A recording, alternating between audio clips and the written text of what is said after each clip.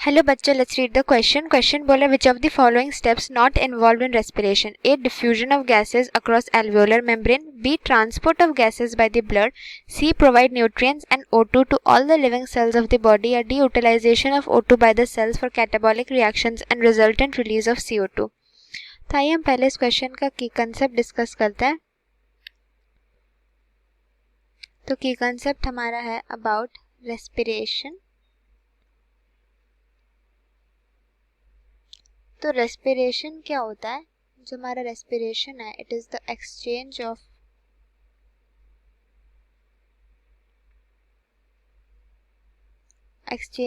O2,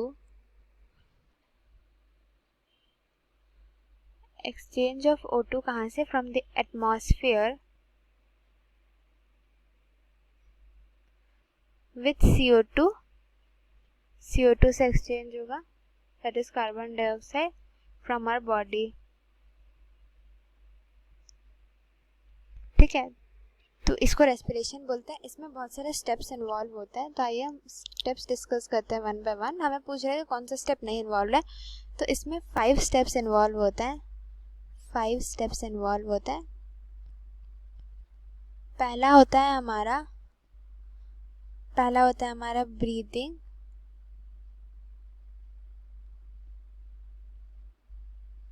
या फिर उसको और एक बोलते हैं पल्मोनरी वेंटिलेशन.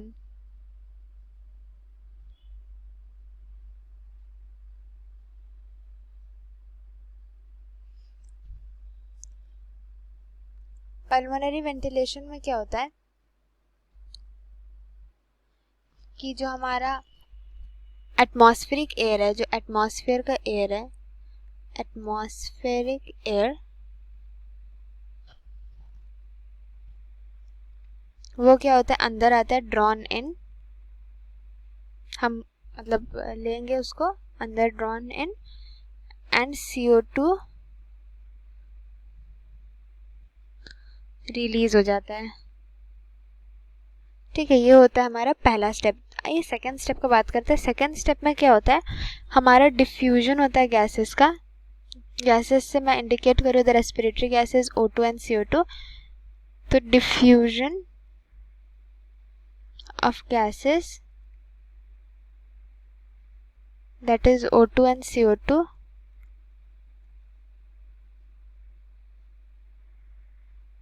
कहाँ पे? Across the alveoli. उसके जो मेम्ब्रेन है, दैट इज एल्वियोली के अक्रॉस डिफ्यूजन होता है गैसेस का. लाइक O2 अंदर जाता रहेगा बॉडी के, CO2 बाहर निकलता रहेगा.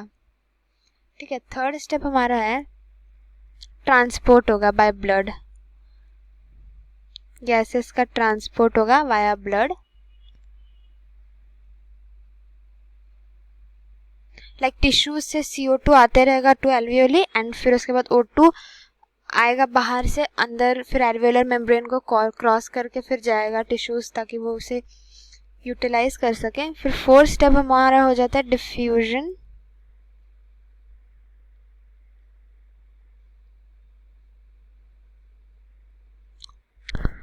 of O2 and CO2, that is of gases, between the blood and tissues.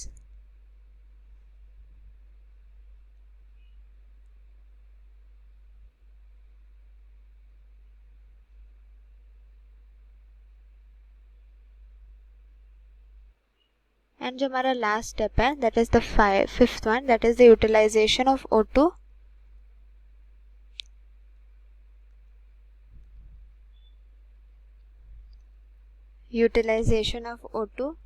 by the cells.